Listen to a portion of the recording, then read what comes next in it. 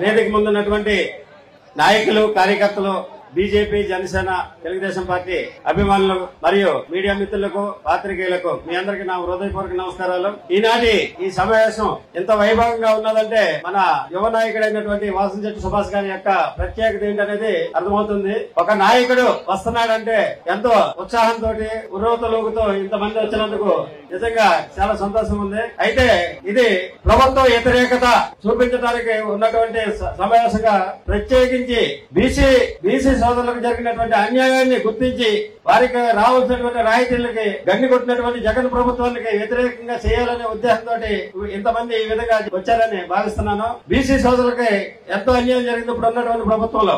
BC corporation అటువంటి నిధుల్ని దారి మళ్లించడం జరిగింది. అదేవిధంగా స్కాలర్షిప్లు ఇవ్వకపోవడం, విద్యార్థులకి స్టడీ సర్కిల్ కి నిధులు ఇవ్వకపోవడం, కుల వృత్తులను ప్రోత్సహించకపోవడం, ఇటువంటి సమస్యలు చాలా ఎదురవుతున్నాయి. ఇవి గమనించి మన బీసీ సోదరులందరూ కూడా తప్పనిసరిగా జగన్ ప్రభుత్వాన్ని వ్యతిరేకించవలసిన అవసరం ఎంతైనా ఉంది. బీసీ సోదరులకు ఉన్నటువంటి రిజర్వేషన్ 34% ఉన్నటువంటి రిజర్వేషన్ కూడా కుదించడం జరిగింది. ఈ విధమైనటువంటి రాయితీలన్నింటినీ అణిచివేసినటువంటి ప్రభుత్వాన్ని కూలగొట్టాలని, మీరందరూ ఐకమత్యంగా ఉండాలని, తప్పనిసరిగా ఎన్డీఏ ప్రభుత్వానికి మీరు సపోర్ట్ చేయాలని ఆశిస్తూ మీరంతా పి గన్నవరం నియోజకవర్గ అభ్యర్థి అనేటువంటి నాకు గాజు గ్లాస్ గుర్తు మీద ఓటేసి అత్యధిక మెజార్టీతో గెలిపించమని ఆశిస్తున్నాను. అదేవిధంగా మన హరీష్ మాధురి గారు అయినటువంటి ఎంపీ అభ్యర్థి సైకిల్ గుర్తుపై కూడా ఓటేసి అత్యధిక మెజార్టీతో గెలిపించమని మీ అందరినీ ఆశిస్తూ ఈ అవకాశం ఇచ్చినటువంటి పెద్దలకు మీ అందరికీ నా ధన్యవాదాలు తెలియజేసుకుంటూ సెలవు తీసుకున్నాను. Thank you.